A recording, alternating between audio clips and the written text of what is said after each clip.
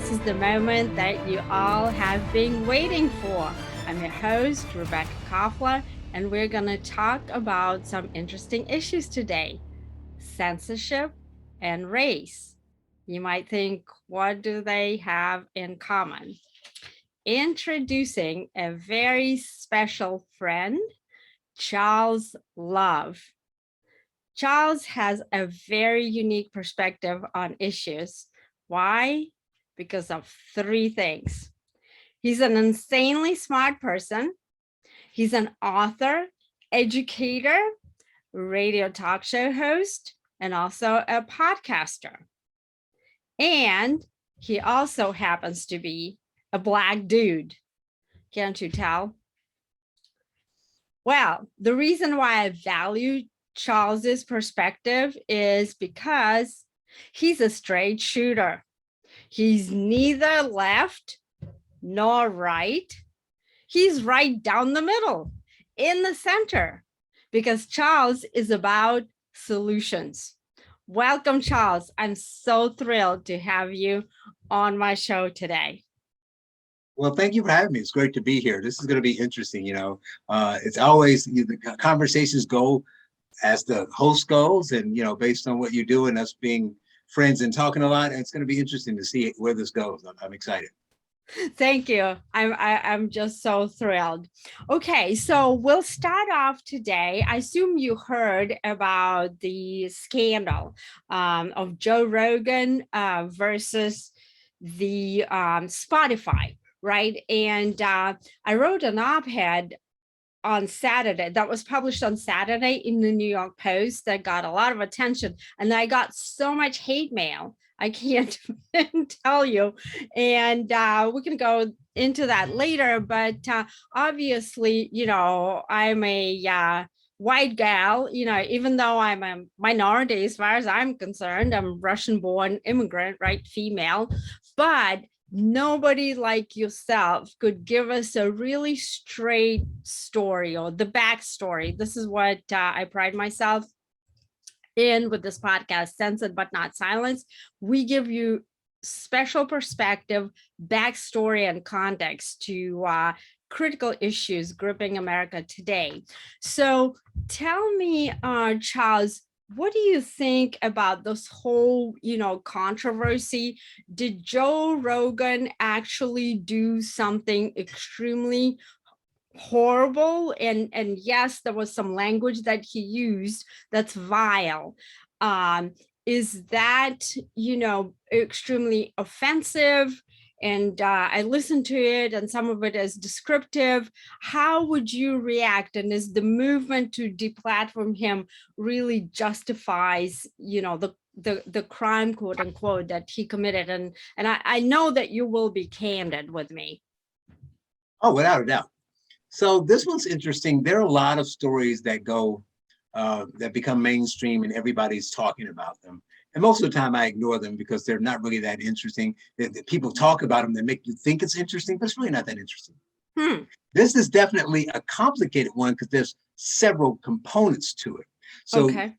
We have to take a step back first. So the end piece, obviously you're talking about, the use of some word and that kind of deal. But that came second. Remember, it started off with his conversations on COVID and how he was spreading disinformation and misinformation. Dis and mis. I don't know which one's worse, the dis or the mis, but they don't seem to like the dis or the mis. And apparently he was dissing and missing the information. So that was a problem. So quickly to that aspect of the Joe Rogan problem, I didn't understand it, you built me as a smart guy. Wasn't smart enough to get it, and no one seemed to be smart enough to explain it to me. I asked, people gave me what they considered answers, but it didn't make sense. So let's real quick, let's unpack that part. Because they said he had to be stopped because of the disinformation and the misinformation. And like you said, I approach things differently. So I don't try to argue like I saw some people arguing, whether he was spreading disinformation or misinformation. Well, he really meant this, or he had the other side on, and it was a debate or conversation. Don't care. Let's assume, you know what I say, give him the argument, that he was spreading disinformation and misinformation. My simple question was, is that a cancelable offense? Because by my measure, when I watched the media, and when I read a lot of things, keep in mind, a lot of people have a problem with the media from the straight news standpoint, but he's not straight news. So that means I can compare him to the opinion pages at, Fox or Newsweek or New York Times, any publication, left, right, center, doesn't matter, opinion to opinion. And so many of those people I found were spreading what I would consider mis or disinformation, right? So if you're giving your opinion, and so this is what I tell people. They say, well, lies are bad. And I said, the last time I checked, none of us were perfect, and we all fall into varying degrees. But didn't we used to consider a lie of omission, where you just leave stuff out intentionally to make people believe something, but you purposely, let's throw this part out intentionally. We used to consider that a lie. But also, we all exaggerate a little bit to get your point across. But when your exaggeration reaches the point, like they used to blame Trump, that he's going so far, like, I'm the greatest person ever, I'm the only one here, right? Most people would say, oh, he's just, being over the top. They called that, and they added that to the list of Trump lies, remember?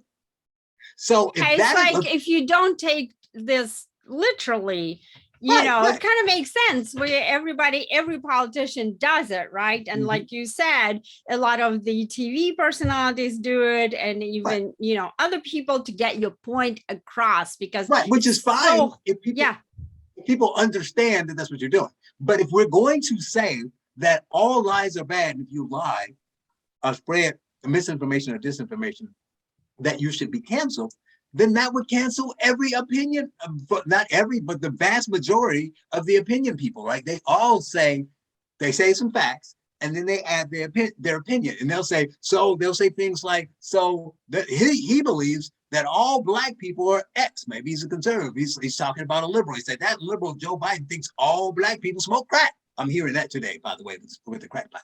So that person is lying, because Joe Biden never said all people did.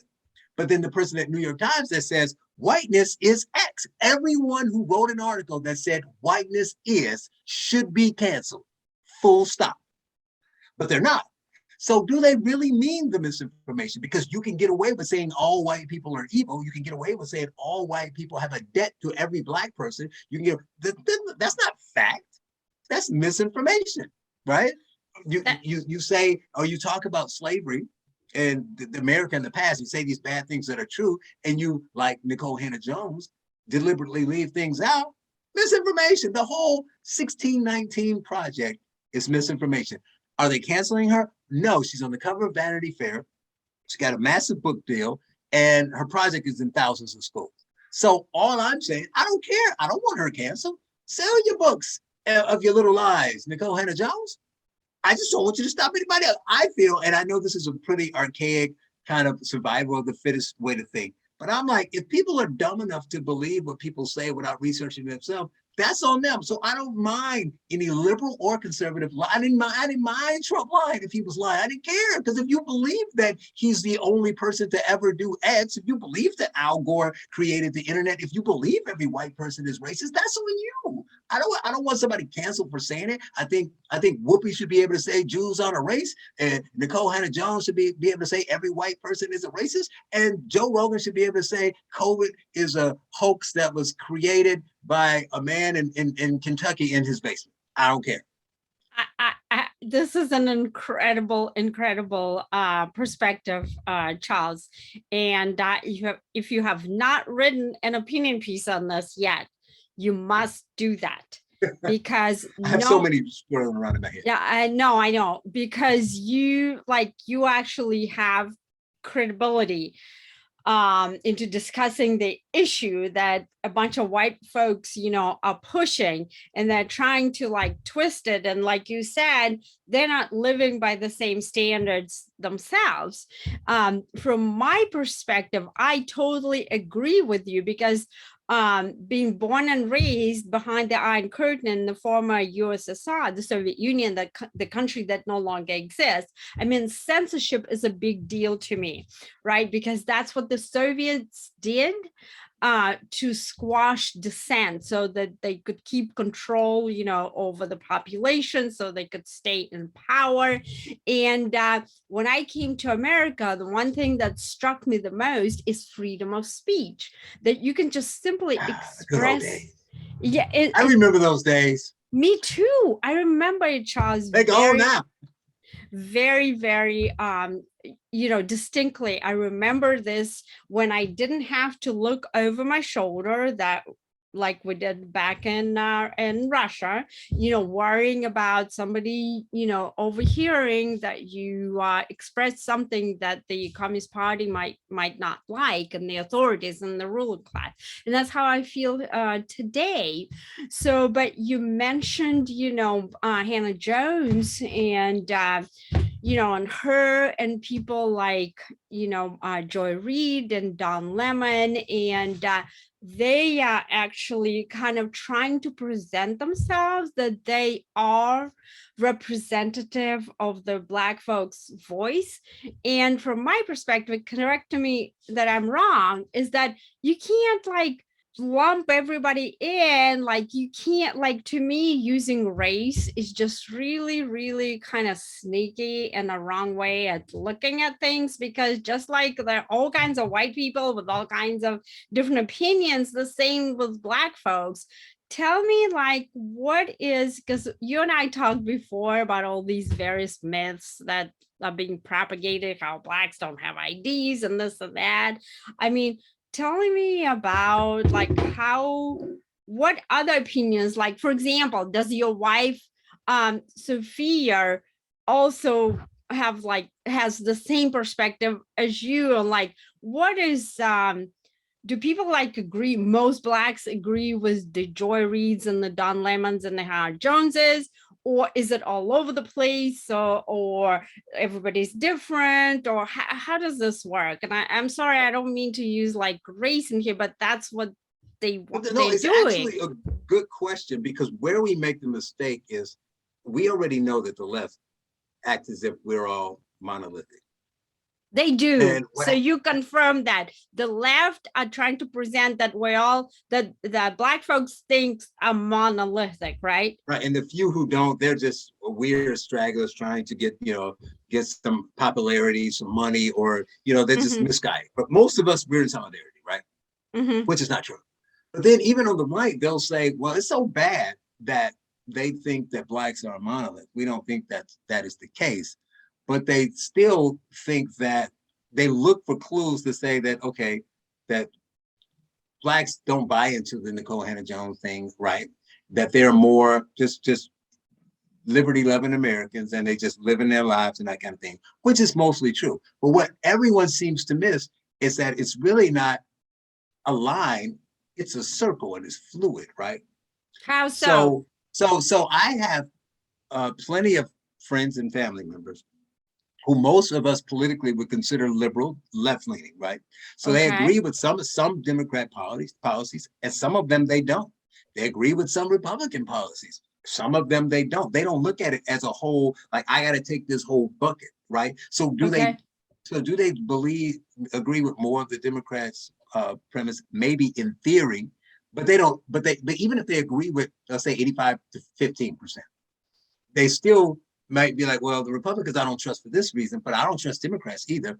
And I like, universal health care, which is some policy that Republicans don't like. They might be like, I like that policy, but I don't trust the Democrats to implement it, right? Because these are people who have lived in big cities, so that they understand, so they may be a little more social justice and government control minded than the average citizen. I'll give you that.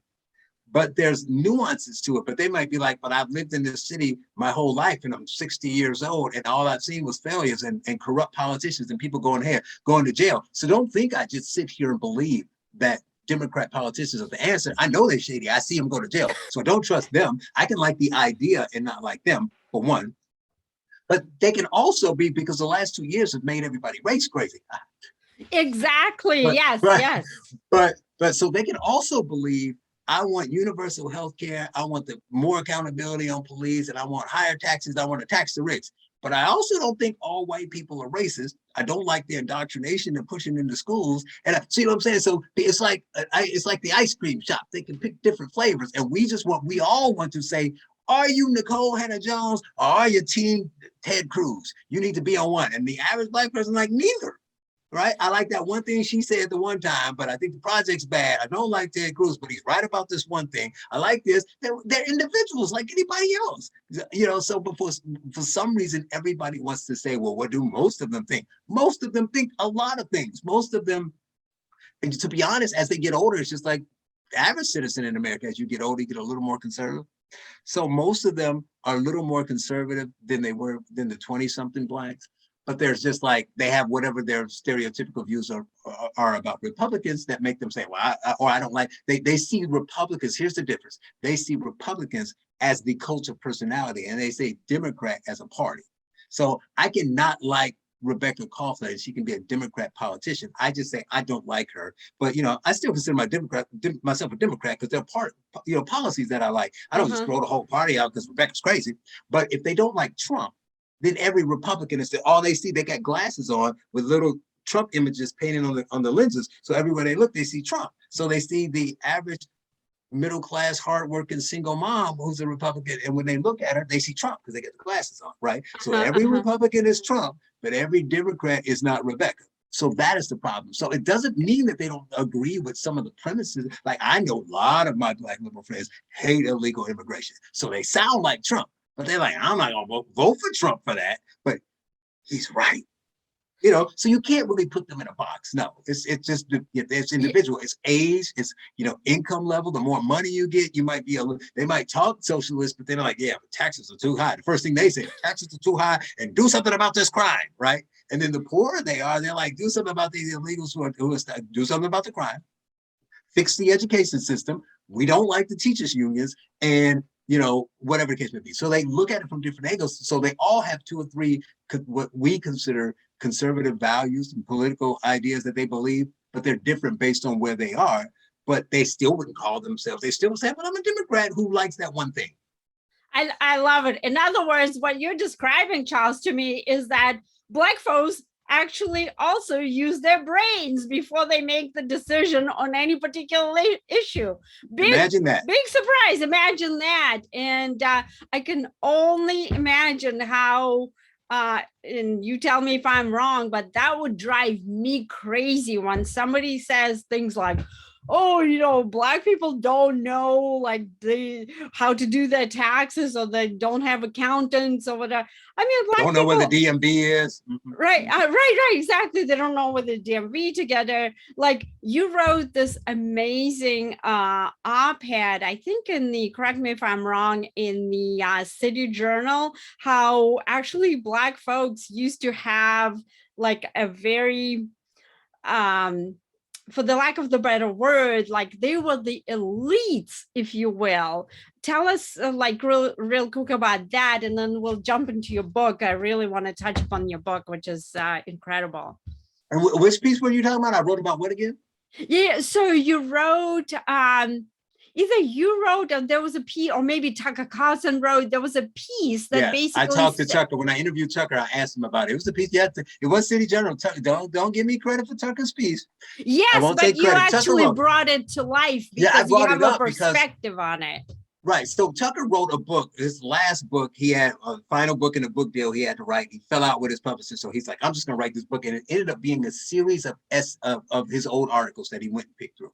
So, I'm interviewing him, me and the Bull crew. And we're talking about certain essays. And what about this essay and that essay? And then I said, well, what made you pick them and all this stuff? But I said, I found an old essay you wrote, and I was shocked that you didn't include it. I read it, and it was a phenomenal op-ed. And he laughed, and he said, because I wanted to write more about it, because when I learned about it and researched it, it was amazing. But it was 20-something years ago. He's like, I'm a 30-year-old white guy. I can't write that book. But the article was about not just Black elites. He was talking about when he moved to D.C. and being around D.C. and seeing it there and going back to the history. But he found out that this was common in all these big cities. So he was writing particularly about an area in DC that for decades was upper middle class, self-sufficient. They had businesses, they had low crime, they had all the problems that we face that they complain about today that is caused by systemic racism. None of them existed in these neighborhoods. And then he talked about the excellence and why we don't remember it. He was focused on it. He painted a wonderful picture. And then he talked about the changes that happened and what happened to those neighborhoods and how they're gone now. So when I interviewed him, I said, well, that's tremendous, and people should go and read this article because they probably don't know it.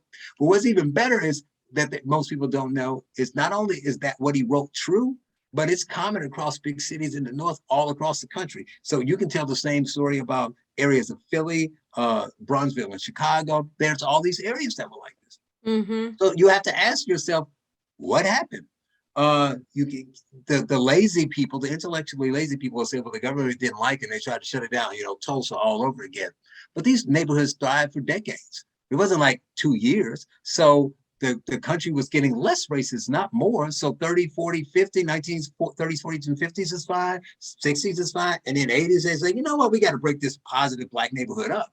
It was more, unintended consequences. It was more things that weren't intentional than intentional. Like when you talk about, the busing and the integration, not allowing Blacks in certain neighborhood to live in certain neighborhoods and do certain things is bad. And stopping that is good. But it should have been stopped from the premise that you can't stop a Black man who wants to sit on the bus, who wants to go to that school, who wants to eat at that restaurant for doing it just because he's Black. Totally fine. But the solution isn't that you don't have Blacks in your school because you don't want them there. So the solution is not to allow them to come if they want to, but to cross bus people, to force people to come here whether they want to come or not, right? Mm-hmm. Because there were all these things that they didn't count on that move. One that's least talked about is the loss of Black teachers, because we've gone full circle, right? In the CRT debate, now they're saying, well, culturally relevant teaching, and we need Black culture in the curriculum, but we also need Black authors to be read, and we need Black teachers so they can see successes in your face. Well, we had Black teachers until you took them all out. When you bust the Black kids to the white schools, that school they left didn't need as many teachers, and it's not like the new teacher was going to hire all the old Black teachers. So where'd the Black teachers go? So it wasn't the Klan who got rid of the Black teachers. It was the good intentions that did it. So, Tucker wrote that piece talking about Black excellence, where it went and why we don't talk about it. And that's what I asked him about. So it was his piece, not mine. But it was true, and it was really interesting. I wish people would go read it, and more people would talk about it. I hope he writes that book because he has a platform to do so. That is an excellent commentary, and I'm gonna put that article. I'll if you could just send me a link. I probably have it somewhere, but if you could just send it to me, I will put it in my newsletter. I'll put it on my website. But I wanted to talk briefly about your book. We have maybe about 5-10 minutes. And I want to have a totally separate episode, Charles, dedicated to your book alone, because folks, this is truly a seminal book. But I want to touch upon it today. So the book is Race Crazy right here by Charles Love, our guest today. And what you're saying here, Charles, and by the way, Charles actually signed it for me in New York. Worth an extra 50 cents. I know. I was Charles's book lunch party, and he graciously signed it for me. So what Charles is talking about is that race has been effectively weaponized, for wrong reasons, right? I just wanted to give you a quote from here. Our country has gone race crazy. Race has become an obsession, and those pushing this madness are leading the country into division and decline. And it's important to take a nuanced approach when addressing society's biggest problems. And Charles, you're always about that's what I love about you. You're always about solutions, nuanced approaches, rather, and the rational thinking. And it seems like people have gone completely irrational, according to your book, on this. Can you just give us like a snapshot, like the top 3 big ideas that people, should really inculcate, and also go and get your book? And I highly recommend it. Let's do this. Okay, I'll give you like a 2-minute elevator speech kind of deal. Please. So obviously the book is called Race Crazy. We're talking about how when you look at race and as an obsession, and it's the only thing you think is the only problem, the only solution, the only thing to focus on, common sense says you tend not to focus on other things that could be part of the problem. So whatever the problem is may actually be a problem, but racism might not be the cause of it. So if you're only focused on racism, you're not focusing on what's actually causing it. So you're never going to get a solution.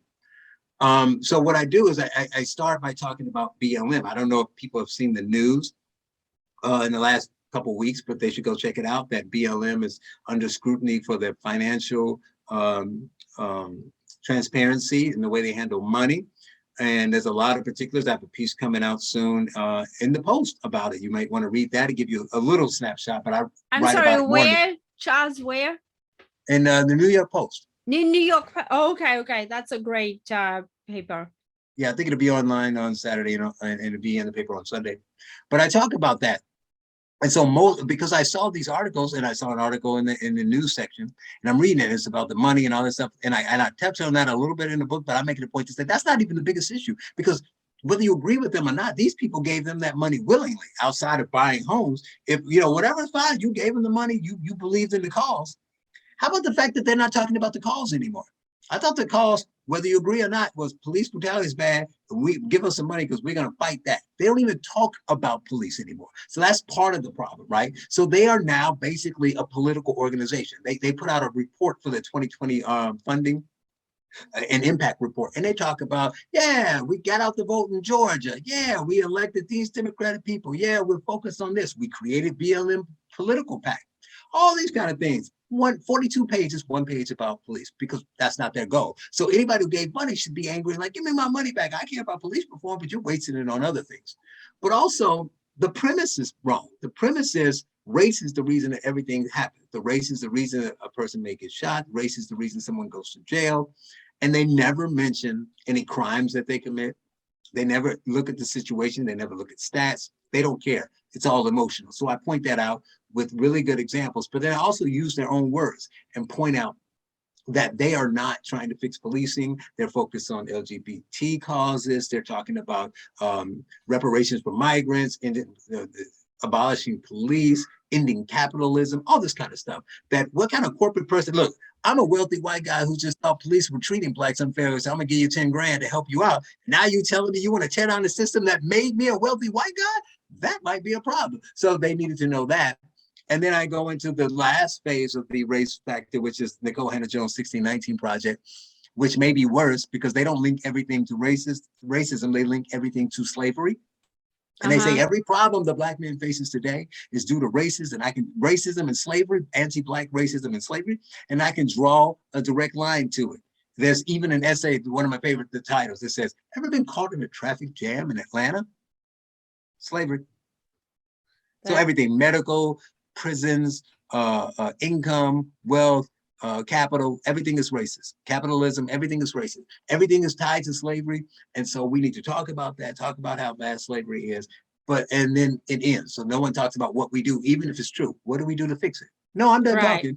They don't have a solution. So that's what I point out. I give you enough information so you hear their words, you understand what they truly believe. I point out the flaws in their logic, and I give you enough contrast to what they're saying to see that they're wrong, and point out that there's nothing positive. So that how can you be trying to fix the system if you just absolutely hate the system? If you think the system is a zero, you don't fix that. You throw it in the garbage. You fix something that's 60%, but you don't fix zero. And I prove that they really think it's zero, so they're never going to fix it. And hope that I give you enough information and talking points that you can take this information and take it out to the people in your circle, because I don't think we win this with just conservatives or just talking to the zealots or the people who are angry about an issue. We need to somehow convert that low-hanging fruit, those people who are left-leaning or centrist or non-political, but have an issue with being called a racist, or have an issue with what's going on in schools, or have an issue with crime going up, but the DA saying we're not going to prosecute anybody. That's not a political thing. So don't look at it, that's the last piece. Don't look at it as a political fight. Well, actually, you mentioned the prosecution, and that kind of got me thinking about your logic board.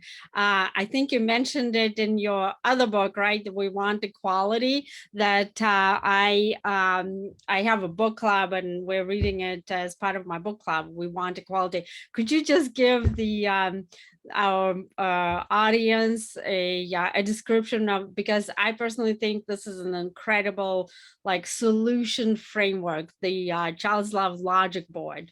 The logic board. You love it so much, I might have to bring it back. So in my last I book, We Want love it. Equality, I talk about logic board. So you have to imagine yourself talking to somebody, whether they agree with you, not likely, let's say they don't agree with you, but they're not like angry Twitter yellers. They're going to listen to you. So imagine yourself, you're at a whiteboard and you're explaining. So you take an issue, voter ID. Voter ID is racist. I said, okay.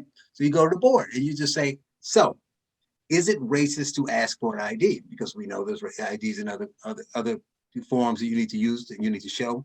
Right, And they'll because say, Black people can't possibly get an ID, right? right, right. So you just ask them. I say, do you think that it is racist to ask for an ID? And they'll say yes. And you ask them why. And they say, if not, then we go to the next thing. If they say yes, then it's kind of like you have a flow chart, right?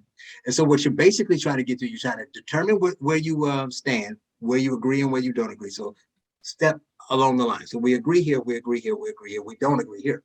And you know, if you don't agree from the beginning, then you just say, okay, and you walk away, because you're never going to agree. If they can't agree that, we all have a right to live, right? If they can't agree that, if the argument is crimes, that no Black person should be in jail no matter what, why would you have a debate with them?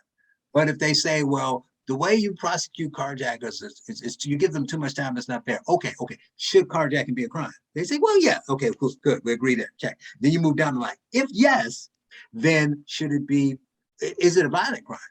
And they'll say, "Well, you coming on." Some may say no, and then you sit there for a minute. You make sure that you've whether you've lost them or not. You say, "So if no, so are you telling me it's not because there's no violence for pulling a gun on someone? It's not violent.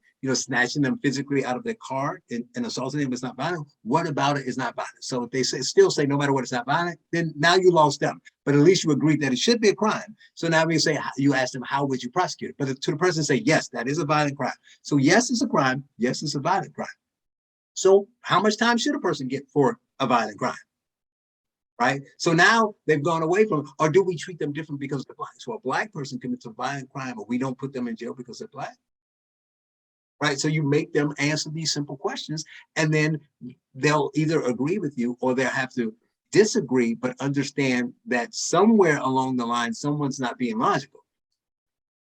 Right. So you're forcing them to use their faculties and be rational and be logical rather than just, use their emotion to I just love this, the logic board. So ladies and gentlemen, please check out, Charles Love's book, Race Crazy, right here. I think you can find it anywhere, Amazon, Simon and Schuster, right? Yeah, you can find it everywhere. Barnes and Noble. You can get the Kindle. You can get the audio. I read it, so that might be interesting. Awesome. Oh It's like I'm yeah, talking yeah, to you. yeah, yeah. Oh my gosh, that is incredible. And tell us where the listeners can follow you, like your writings. I know you write opinion pieces in a whole variety of platforms. Just tell us real quick. Oh, and give us like a quick snapshot about your podcast. I love your podcast. They cut the Yeah, bull. we had a So wonderful guest in Rebekah Koffler. People loved that episode, telling us about what it was like behind the Iron Curtain. But yeah, I am Charles Love. You can find me on Twitter at cdouglaslove3. My website is thecharleslove.com. When I get time to update it, I put all the articles and links and things up there, but it's not up to date. I missed a few, but you can look for me on Newsmax, on Fox. I write frequently at Newsmax. I mean at Newsweeks or New York Post yes. now, and whoever else picks it up. The podcast is Cut the Bull. I do it with Will Riley and Shamika Michelle. And we bring people on to just have honest conversations like this about their book, about topics, about things in the news. That's where we had the Tucker Carlson conversation. We've had Brian Kilmeade on, Peter Boghossian. Oh wow. We've had Rebekah Koffler. So I mean, great guests, great conversation. So you can find that at wherever you listen to your podcast, Spotify, all that kind of stuff, or you can watch it on YouTube. You can go to the YouTube channel and watch the videos. It's about, I don't know, 40 episodes. I think we're up to now, 36, somewhere around there. And it's every week. And the last episode, you weren't last, I think it was one after yours, Delano Squires, talking about the Black family. He's a Awesome. contributor at The Blaze. Yeah. And so, yeah, you can go check that out. And then my radio show, The Charles Love Show on AM 560, The Answer in Chicago. Great. So full play. And then, Awesome. you know, the nonprofit seeking educational excellence, you got to find a way to fix the issue with the gap in education and the indoctrination. So that's what we do there. Feel free to donate. Go to Patreon, you know, send me a check, buy 20 books, whatever you got to do. And he'll sign your book for you as well if you purchase his Yeah, books. if you're on Twitter, you DM me, you just send me your address and tell me how many you want, and I'll send them to you. Outstanding. So Charles Love, ladies and gentlemen, one of the most insightful contemporary American thinkers. You get straight perspective, neither left nor right. He's all about solutions. So check him out. This is Censored but Not Silenced with Rebekah Koffler, and we have a lot more coming to you of really, really exciting episodes with unique perspective and context. Thank you for listening. If you like it, please subscribe, like, take care. Bye-bye.